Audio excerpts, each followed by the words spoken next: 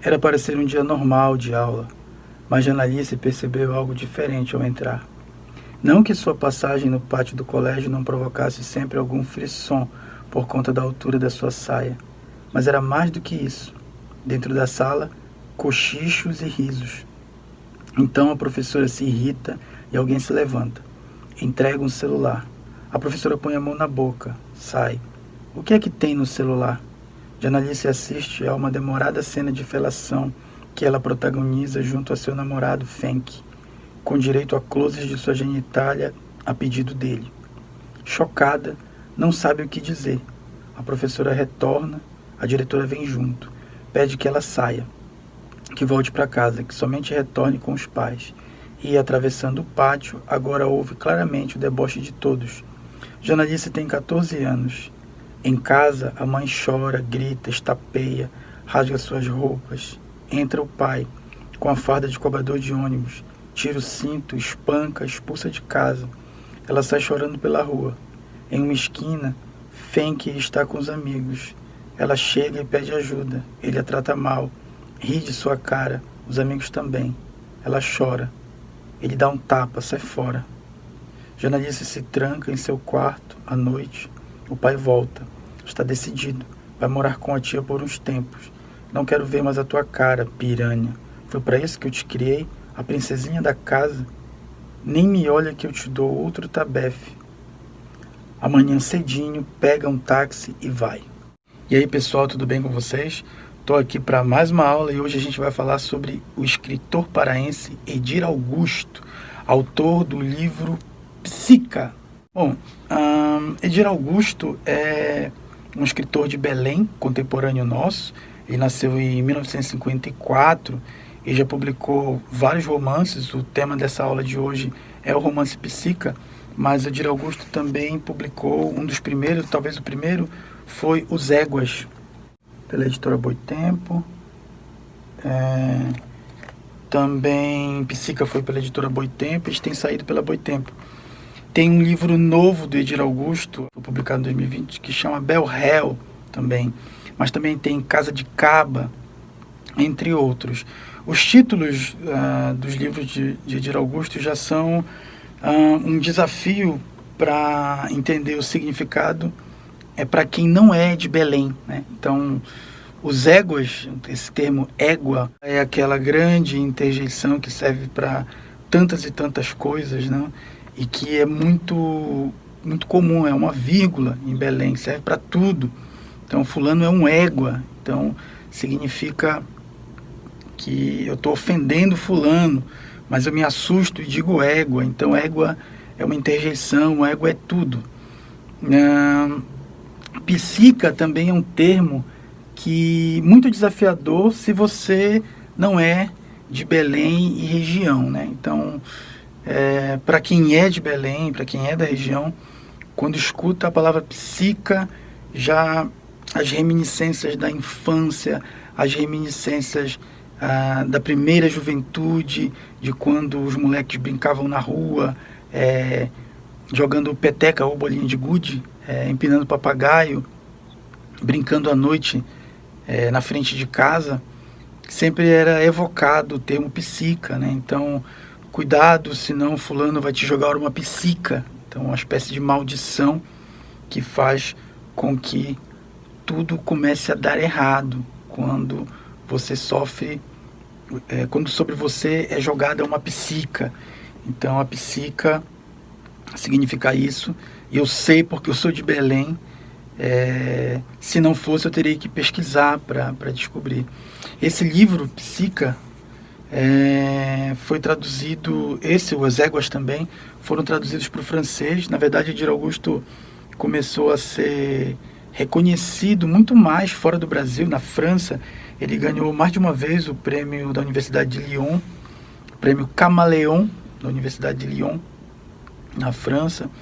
Ele é frequentemente convidado para palestras, para mesas, tanto na Europa quanto também, hoje em dia, mais recentemente, no Brasil. Ele está sempre presente como convidado, ele gosta de falar sobre os livros dele. Vocês podem encontrar várias entrevistas do Edir Augusto no YouTube, em rádios, e onde ele fala um pouco sobre as obras dele. E o que do que trata Psica? Bom, o trecho que eu li na abertura dessa aula é o comecinho do romance Psica, então conta a história de Janalice, uma jovem de 14 anos, que é expulsa de casa depois que um namorado revela um vídeo no qual ela transa com ele. E aí então começa a Via Crucis de Janalice, depois que ela é humilhada na escola e posta para fora de casa. Toda a culpa do mundo é colocada nas costas dessa menina de 14 anos, e aí ela vai começar uma saga de sofrimento e de desgraças. As coisas mais terríveis possíveis vão acontecer com Janalice, ao ponto de ela ter um verdadeiro apagamento da sua personalidade. A personagem dentro da trama vertiginosa, assombrosa, bizarra, estranha e desgracenta de Psica, a personagem Janalice, ela vai ter a sua personalidade pouco a pouco apagada do mundo, e a sua personagem também vai ficando esmaecida nas páginas desse livro estonteante e assombroso. Depois que Janalice é colocada para fora de casa e vai passar um tempo com a tia, ela também vai ser abusada pelo marido da tia, e depois ela faz amizade com uma menina de rua na Belém violenta, na Belém dos drogados na rua, na Belém que é a Belém de hoje, né? Então ela acaba sendo sequestrada e vai se tornar escrava sexual, numa saga de sofrimentos terríveis. Vai ser abusada, vai ser levada de Belém, vai para a Ilha do Marajó, vai ser levada de cidade em cidade, onde sofre os piores abusos dos grandes poderosos dessas cidades, prefeitos, políticos, fazendeiros, gente rica, que vai abusar de Janalice e de outras ao longo dessa história. Outros focos narrativos acontecem. Tem a história do Portuga, que é um cara que vem para o Brasil e aqui constrói uma vida e vai sofrer um ataque de piratas, e vai ter uma grande desgraça dentro da sua casa vai acontecer. Mas o foco principal realmente é em Janalice, que ao fim da história vai parar nos prostíbulos da Guiana Francesa. É onde a história se conclui.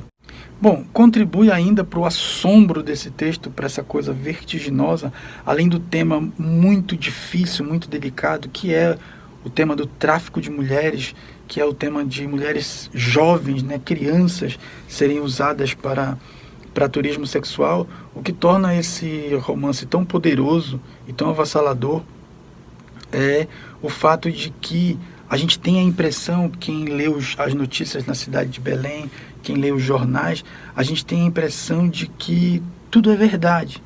A gente tem a impressão e sabe que, embora seja ficção, na verdade Edir Augusto faz um trabalho formidável de denúncia, de crítica social ao que de fato acontece na cidade de Belém, em relação à corrupção, em relação à violência, em relação ao tráfico, tanto de drogas quanto de pessoas, em relação à vida sufocante, à vida no limite que o povo daquela cidade, que o povo de Belém vive, dia após dia, cada vez mais massacrado, cada vez mais torturado, cada vez mais humilhado pela pobreza e pelos seus governantes. A escrita de Edir Augusto parece um dédalo, parece um labirinto por onde a gente se perde no meio das tragédias humanas. Tragédias que acontecem assim, de chofre, rápido. Uma cena está acontecendo, de repente alguém morre, começa uma outra cena em que uma grande desgraça que parece que ainda é maior do que a anterior vai deixar a gente zonzo. Volta para Janalice, passando nova desgraça, e nova tortura, e nova violência, e novo estupro. E a gente tem a impressão no meio do romance, ao longo das páginas, são só 92 páginas desse romance formidável, a gente tem a impressão que a gente não vai mais conseguir respirar. A gente começa a ficar sufocado com essa tragédia humana que está tão perto da gente, que parece e é tão real. É a ficção da vida real. E nesse sentido do assombro, a gente não pode deixar de pensar que Edir Augusto é fortemente influenciado por Edgar Allan Poe, o grande autor do poema O Corvo, o grande autor dos contos de assombro, o criador, na verdade, da literatura policial, da qual Edir Augusto é adepto e da qual Edir Augusto faz uso de maneira magistral na sua literatura, desde o seu primeiro romance. Outro aspecto completamente relevante nesse romance é que em determinado momento vão aparecer piratas, né? Piratas dos rios que são frequentes ainda hoje na Amazônia, piratas, não piratas do mar, mas piratas do rio Amazonas. A gente sabe, a gente lê nos noticiários que o rio Amazonas, os barcos, os navios que levam pessoas de cidade em cidade, muitas vezes são invadidos por piratas e que violentam pessoas, que são agressivos. E, na verdade, no romance, como acontece mesmo em Belém, a vida parece que não tem valor. Parece que matar alguém é algo que acontece de maneira muito gratuita. Então, esses piratas poderiam, com o poder de suas armas à mostra, poderiam apenas furtar, roubar, mas eles fazem questão de violar, de violentar, de estuprar, de matar, de humilhar. Então, isso é muito marcante em determinado momento no romance, e isso me fez lembrar imediatamente Inglês de Souza, outro escritor paraense de mais de 100 anos atrás, um dos primeiros escritores paraenses de destaque a aparecer, e que surge com o seu realismo, naturalismo, e escreve esse livro aqui, Contos Amazônicos. Em Contos Amazônicos tem um conto, são contos formidáveis, mas tem um especialmente chamado A Quadrilha do Jacopatacho. Enquanto eu lia Psica e via o que acontecia com a invasão que os piratas fizeram na casa do Portuga, eu lembrei imediatamente da Quadrilha do Jacopatacho, desse conto fantástico do Inglês de Souza de mais de 100 anos atrás, mas que trata do mesmo tema. Uma família tem sua casa, uma família que acaba sendo generosa com um pirata disfarçado, num rio da Amazônia, tem sua casa invadida à noite pelos piratas, e aí acontece uma grande carnificina, uma grande desgraça. E eu fiquei muito impressionado quando eu li a Quadrilha do Jacopatacho, porque quando a gente transpõe para os dias de hoje, né, bem mais que 100 anos depois, a história se repete, a história é a mesma, esse tipo de coisa acontece e muito frequentemente nos rios da Amazônia, tanto que Edir Augusto vai trazer em Psica, vai trazer esse tipo de situação que Inglês de Souza já apontava lá atrás no conto A Quadrilha do Jacopatacho, que eu recomendo fortemente que vocês leiam, é fantástico. Outro aspecto que choca muito nesse romance é como aparece o sexo. O sexo vai ser sempre algo muito violento, muito sujo, nunca vai haver consentimento, nunca vai ser uma relação de consentimento, vai ser sempre uma relação de opressão e de violência terrível, e quem dita toda essa violência, toda essa agressão desumana contra essas mulheres que são traficadas são os políticos, os corruptos, são os traficantes, são os fazendeiros dessa região. Então você vai lendo o romance e vai ficando angustiado, como eu disse anteriormente, um pouco sem fôlego, nessa vertigem de abuso completo da vida, de abuso da vida humana. A vida humana passa a não ter valor nenhum, de maneira muito espontânea, muito natural, dentro dos diálogos e dentro da vida dessas pessoas que passam pela nossa frente, no meio desse turbilhão que é o romance Psica.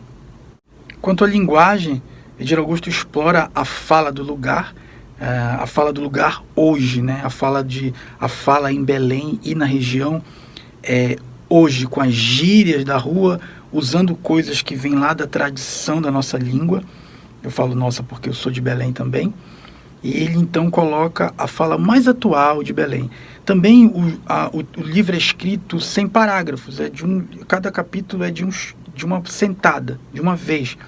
Então isso causa, a gente já fica com vertigem pelo tema, pelo que acontece, pelo jeito de contar a história, e a gente fica mais ainda, a cabeça mais zonza, quando a gente não tem parágrafo, a gente não tem pausa para respirar. Então a gente vai emendando as agressões umas nas outras o tempo inteiro. A coisa muda de cena, as personagens vão vivendo, vão morrendo, as tragédias e as desgraças vão acontecendo o tempo todo. É realmente um romance que a gente consegue ler em uma tarde ou em uma manhã, em uma tarde. A nossa atenção fica completamente presa nessa história vertiginosa. Bom, por último eu preciso dizer que com esses romances, com Psica, com Os Éguas, com Bell Hell, que eu ainda não li, mas que estou muito à vontade de ler, é preciso dizer que com esse trabalho, Edir Augusto se coloca ali ao lado de Dalcídio Jurandir, que é o nosso grande escritor, nosso grande prosador do século XX. Edir Augusto, que começou a publicar no finalzinho do século XX, mas depois todos os outros vieram no século XXI, começa a construir uma obra sólida, uma obra que já é sólida, né?